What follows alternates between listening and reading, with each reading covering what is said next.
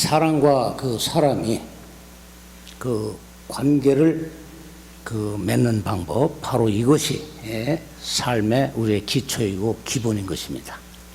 여러분 그렇게 생각하시죠? 기쁨과 행복, 성공이라는 것은 이런 사람들과의 이런 관계를 통해서 효과적으로 할 수 있는 나름대로의 그 아름다운 능력에 달려있다라고 그렇게 말할 수 있겠습니다. 우리가 살다 보면 참 매력적인 사람들을 만날 수가 있죠. 또한 좋은 사람들로 이렇게 또 구성된 그런 분들을 또 만날 수가 있습니다. 그렇다면 우리들은 그것을 보고 그냥 지나칠 것이 아니라 좋은 매너를 가진 사람, 좋은 사람이라고 인식되는 이러한 사람들의 그 속과 그 내용들을 우리가 검토하고 꼭 우리가 배울 필요가 있습니다. 이런 노력이 우리를 행복으로 이끌어가는 길인 줄 믿습니다. 사실 우리의 인생의 삶은 누군가를 만남으로부터 시작이 되고 그 만남은 아름다운 교제를 통해서 또 깊은 관계로 이렇게 만들어가게 됩니다. 우리 관계 여하에 따라서 어떤 사람들은 그 기쁨과 행복을 맛보며 또 성공으로 이런 길을 찾아가고, 또 어떤 사람들은 이런 잘못된 관계로 인해서 원하지 않는 그 불행과 고통, 또 슬픔과 외로움의 삶을 이렇게 살아가기도 합니다.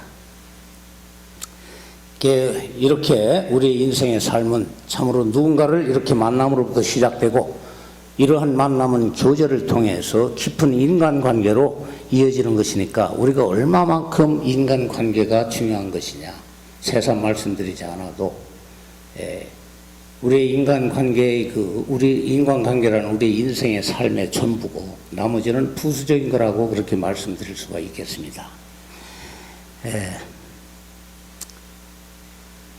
분명 우리가 만났다는 것은 그 만남 자체는 수많은 사람들 속에서 선택되어진 만남입니다.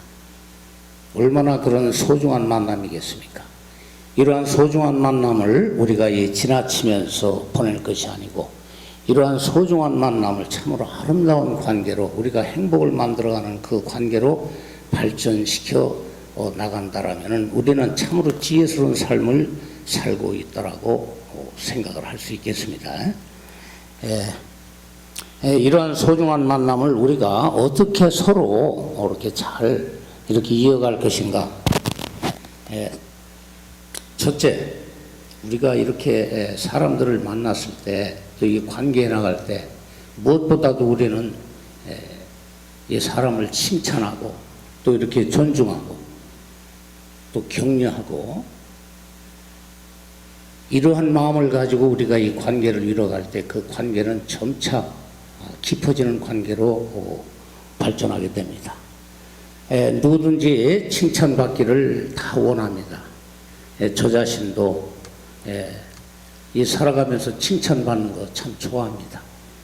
또 격려받는 거, 위로받고, 이런 것을 사랑받기를 제가 원합니다. 아마 이 세상의 모든 사람은 칭찬받고 그 위로받고 격려받는 것에 대해서 싫어하는 사람은 아마 한 사람도 없을 거예요. 그렇다면은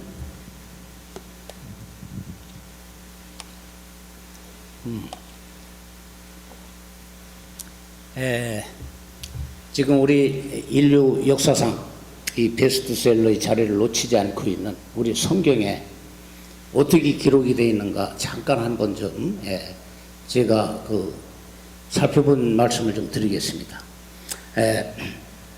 누구든지 비판보다는 칭찬 속에서 즐겁게 일할 수 있기 때문에 우리 주님이 말씀하시기를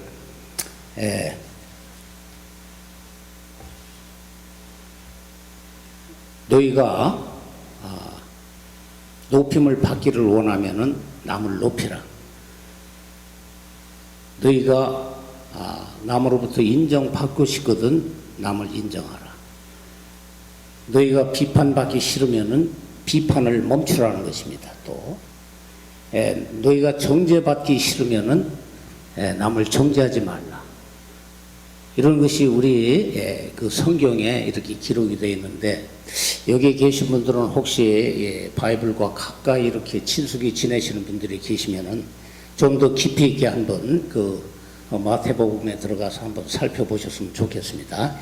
오늘 시간 관계상 성경의 말씀은 이렇게 하고,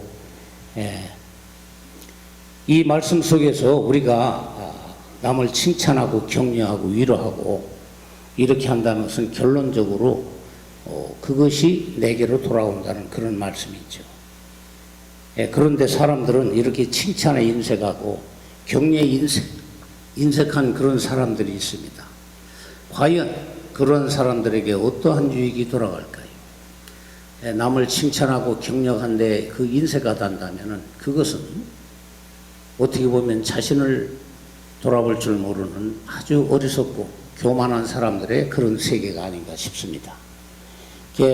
우리 모두가 다 칭찬받기 원하고 격려받기 원하고 세움받기 원한다면 우리도 남에게 그렇게 하면 된다는 성경 말씀의 그 가르침을 우리가 깊이 기억하고 살았으면 합니다. 두 번째, 저도 이 주어진 시간이니까 간단히 이 소타일만 가지고 얘기를 하겠습니다. 사람을 만남에 있어서 자신의 그 유익을 먼저 생각하고 관계를 하지 말라. 많은 사람들이, 이 세상에 많은 사람들은 자신의 유익이 없으면 사람들을 만나질 않습니다.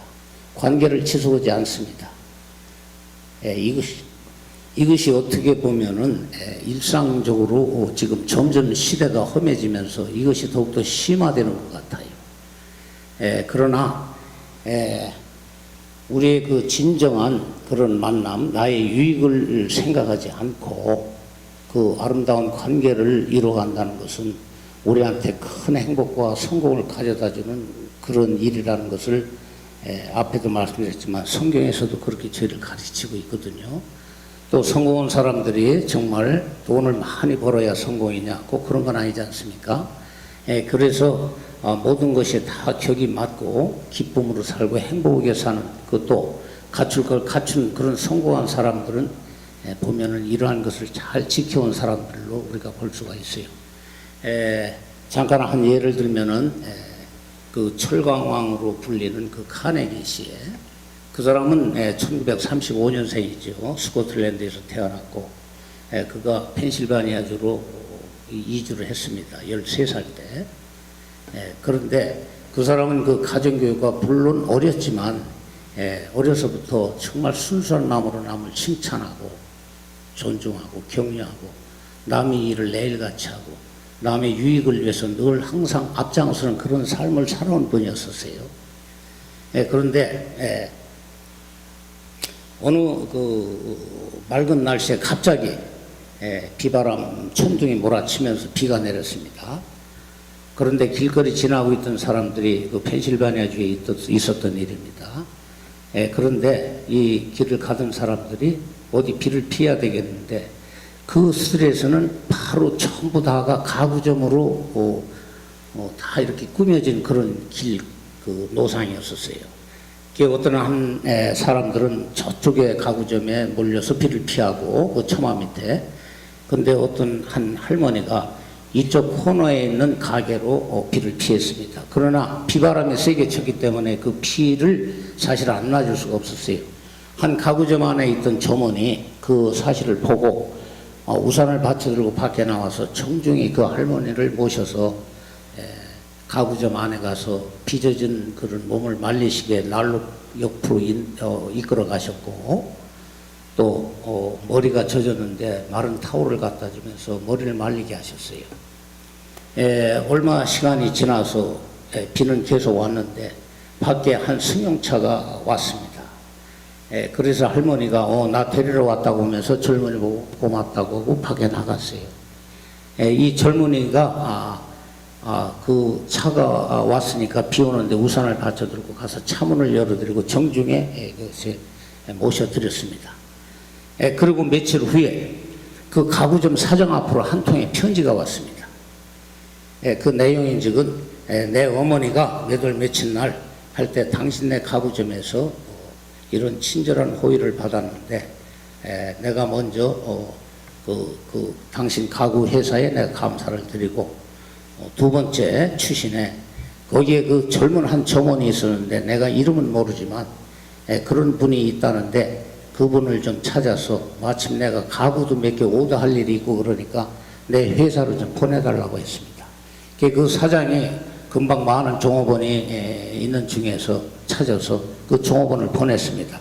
그게 바로 검소한 사무실을 가지고 있는 카네기 씨의 회사였었습니다.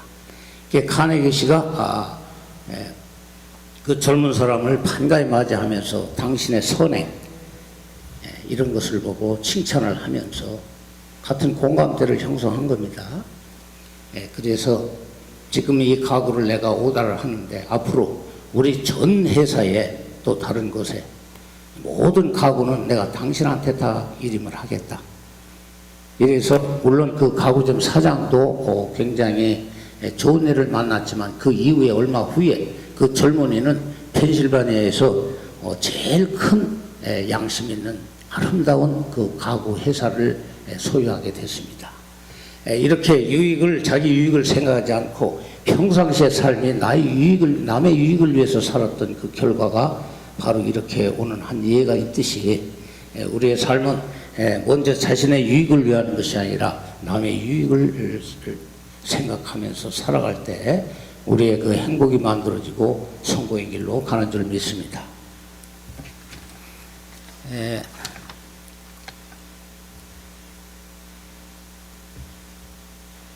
사실 우리 삶 속에 있어서 셋째, 아이와 위를 좀 구분하자. 위라고 그러면은 벌써 하나의 나 외에 또 다른 한 사람을 속했을 때 우리가 쓰는 말 아니겠습니까? 이 말은 우리가 어떤 그 공동체 사람을 만났을 때, 나가 또 다른 사람을 만났을 때 나를 생각하지 말고 항상 그 위를 생각하는 그런 마음을 갖자. 상대의 문제가 만약에 발견이 됐을 때는 그거는 내 기준인데 그 기준을 나의 속에다 두지 말고 항상 상대의 기준에다 두고서 내가 다가가고 그렇게 해야 된다는 것입니다. 내 생각이 맞는데 하면서 자기 생각대로 가게 된다면 결코 그 아름다운 관계를 유지할 수가 없습니다. 사람들은 잘났든 못났든 본인들만이 가지고 있는 그 인간의 보호장벽이라는 게 있습니다.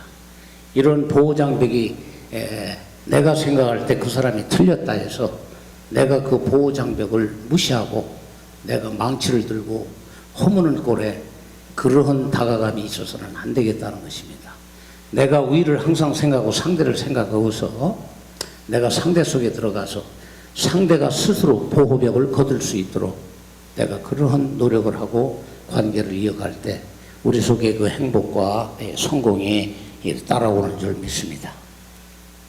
그래서 긍정적 변화를 위해서는 우리가 항상 노력하는 사람이 돼야 되겠는데, 사람들이 곧잘 내가 아닌 위 속에 들어가게 되면은 그 하는 일들을 보고서 우리가 판단도 하고, 아까도 말씀드렸습니다만 손가락질하고 핀잔도 주고, 우리가 이런 사람들을 그렇게 어렵지 않게 만날 수 있어요. 우리가 이렇게 보게 되면은.